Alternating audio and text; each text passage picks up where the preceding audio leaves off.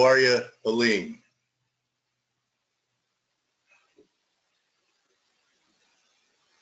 And you are the panelist. Waiting to hear your voice. Can you hear me, Dale? I can, I could hear you loud and clear, Helene. Hold on, let me just share my screen, because you sent a couple of real nice, interesting charts, relevant too, with what's happening with the dollar. So here we go. So everyone, Helene Meisler is a veteran market watcher. I think that our careers, you had a better career path than I did, but you were with every big elite commodity clearing firm that I could think of in the old days, Helene. I wouldn't say that. Oh, come on. I think they were all, they, even the best went away, right? In this environment. But if you could see, I'm showing the dollar chart, and we're now at new lows. So I'm interested, since I know you're a market watcher, but probably with an emphasis on the stock market. Am I correct? Yeah, Dale, I've got a lot of feedback. Okay, you sound fine to me. I don't know why you have feedback. Are you hearing yourself? I am. Okay.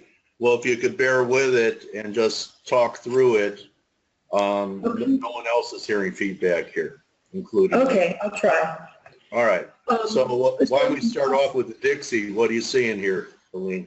Well, I had been looking for a head and shoulders bottom. I'm obviously not getting it. Okay.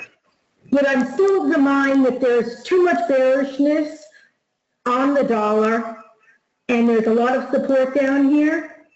Okay. So I still think that there's going to be some kind of a rally coming in the next week. Okay, so let me ask you why we had that real nice bull market for the last couple of years, and we peaked at about 104, and we've been correcting. Actually, President Trump's been getting what he wants. I don't think it's because he asked for it, but Dixie down from 104 to here. What fundamentally makes you bullish the dollar, or is it strictly a sentiment play? Because we know there's, a week or so ago, bullish percent in the dollar on the DSI was like about 6. I mean, historic extremes. So is this more of a sentiment play, or do you have more evidence to back it up? Okay, it's a little bit of that, but if you take the measurement from that swing from the February low up until the March high, yeah, that measures right around to this 97 area. Okay. Which is why I start to look for some kind of a decent bounce or low from this area. Okay. All right. So it's mainly technical reasons for it.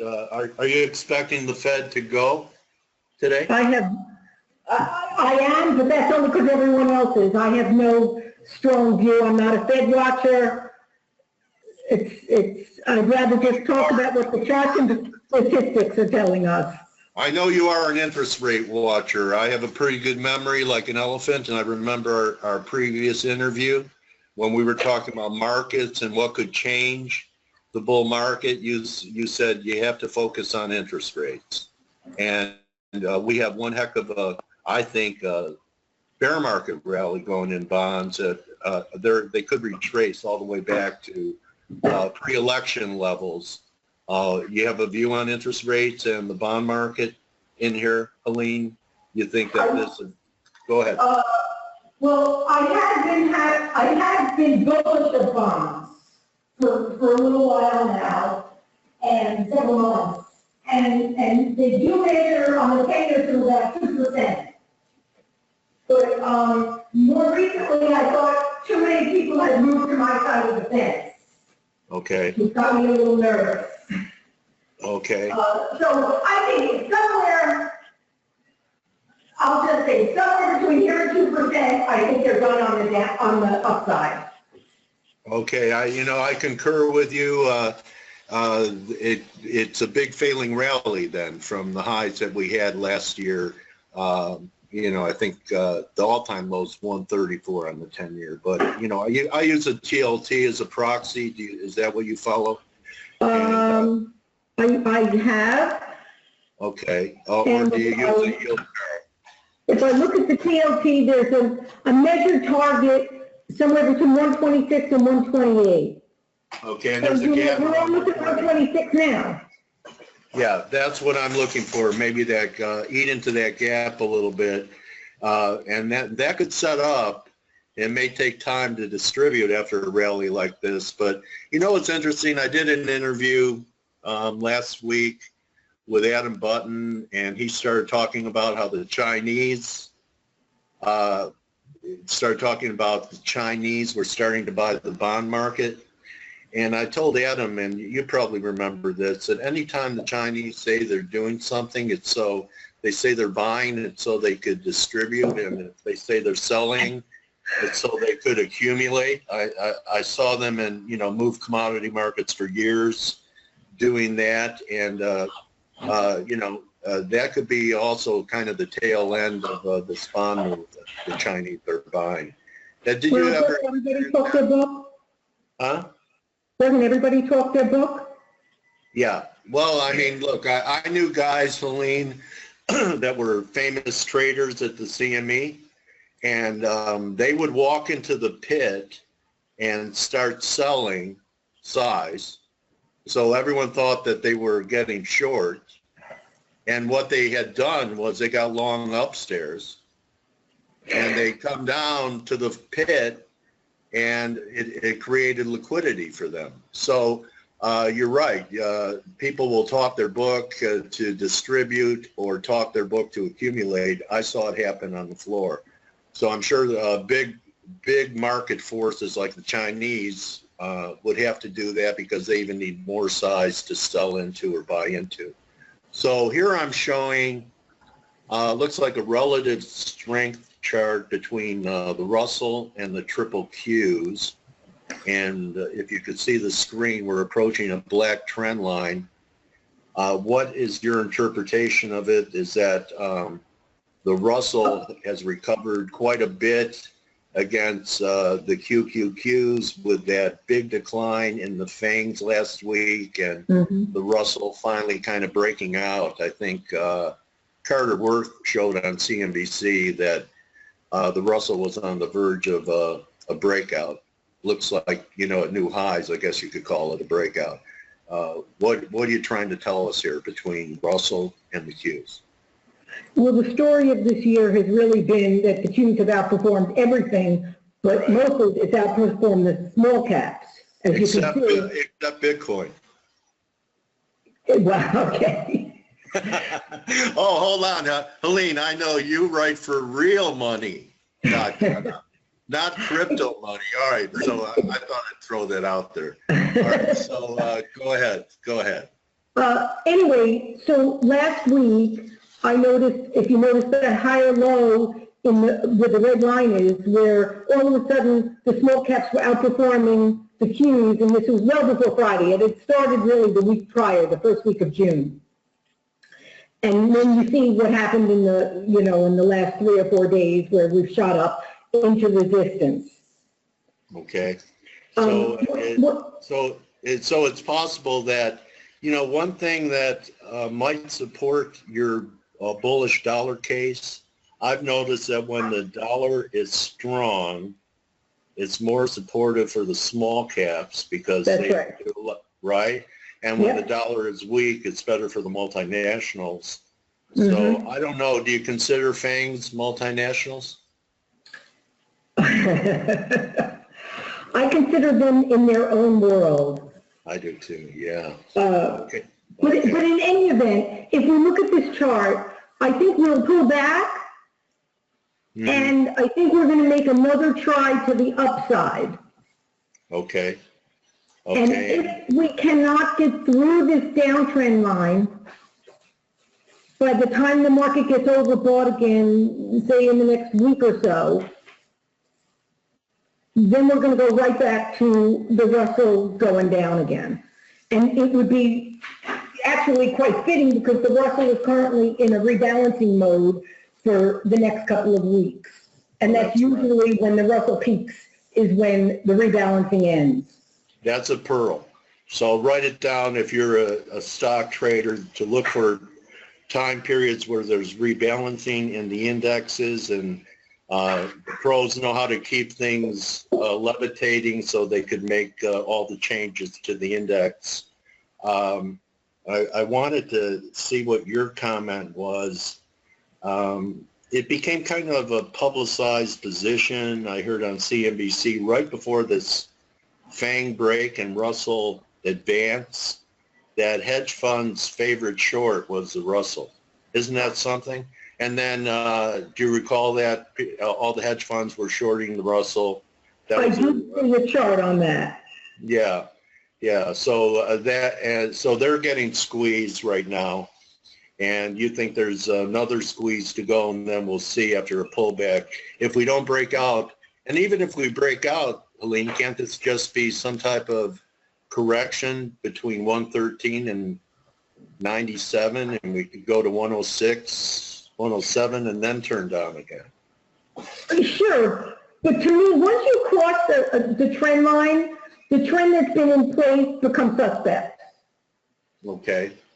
So if you cross that trend line, then this whole notion of FANGs outperforming everything else forever and a day goes away. Okay, what did you make out of the speed and velocity of that decline on Friday? Did it make you yearn for the old days when there were more than machines around, where there might have been some market makers? And do you think that speaks to fragility of having the machines run the game? And no, because I think markets actually used to work that way, where we had good old-fashioned shakeouts. Okay, look, that quick. And I really think that everybody has gotten so complacent that they think this shouldn't be. Okay. I mean, that's how markets work. Yeah.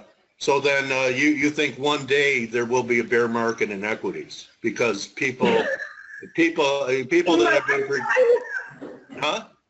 In my lifetime?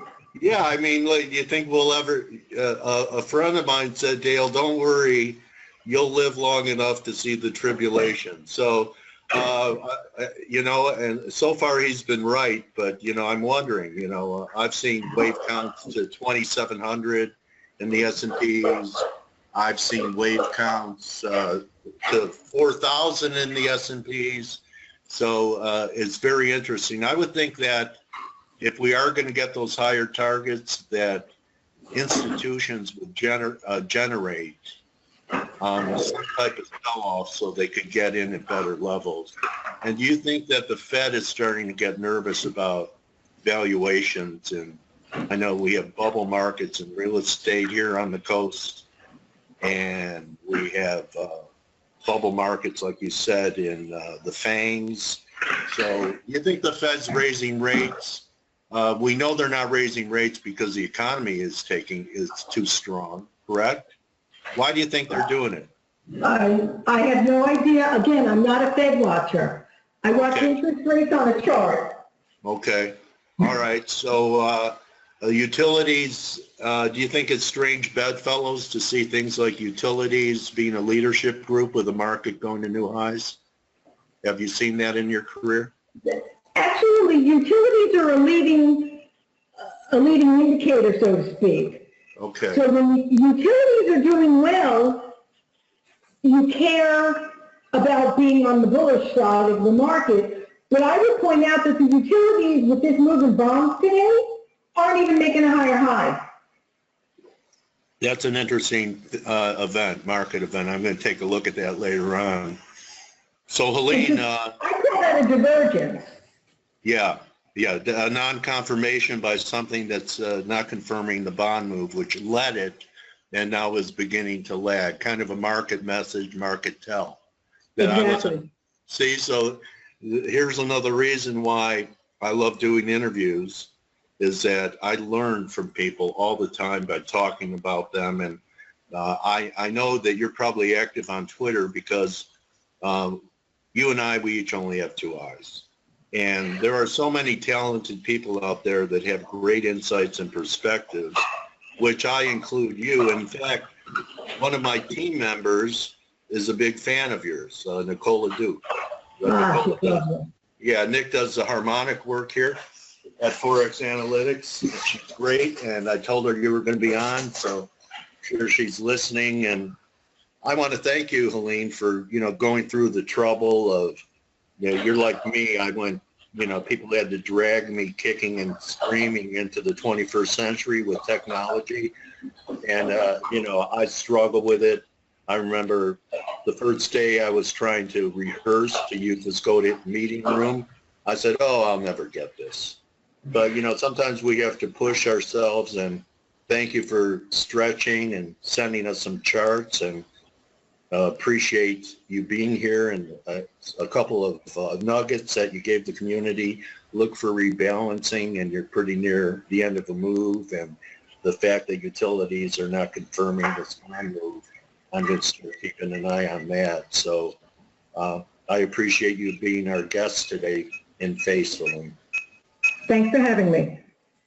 So everyone, Helene Meisler, you could follow her at H Meisler, that's MEISLER, and you write a daily column for realmoney.com?